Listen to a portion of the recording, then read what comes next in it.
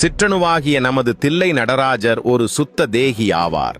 இவர் கர்ம சித்திகளை பெற்றுள்ளதால் இவரை வள்ளலார் கர்ம சித்தர் என்று அழைக்கின்றார். சிற்றணுவாகிய நமது தில்லை நடராஜர் பெற்ற கர்ம சித்திகள் பின்வருமாறு: அனிமா துரும்பை மலையாக்குவது, மகிமா மலையை துரும்பாக்குவது, கரிமா மலையை ஒன்றுமில்லாமல் செய்வது, லகிமா ஒன்றுமில்லாத இடத்தில் அநேகங்கள் செய்வது, பிராத்தி வேண்டுவன அடைதல், ஈசத்துவம் குளிகை வல்லபத்தாலெங்கும் செல்லுதல், வசித்துவம் எழுவகை தோற்றமாகிய தேவ மனுஷ்ய நரக மிருக பக்ஷி ஊர்வன விருட்சம் முதலியவற்றை தன்வசப்படுத்துதல். சிற்றணுவான தில்லை நடராஜரை விட உயர்ந்த நிலையில் உள்ள சிற்றணுக்கள்தான் பிரணவ தேகிகளும் ஞான தேகிகளும் ஆவார்கள். நம்மை போன்ற சிற்றணுக்களை வேதிக்கின்றவரே இயற்கை உண்மையரான அருட்பெருஞ்சோதி ஆண்டவர்.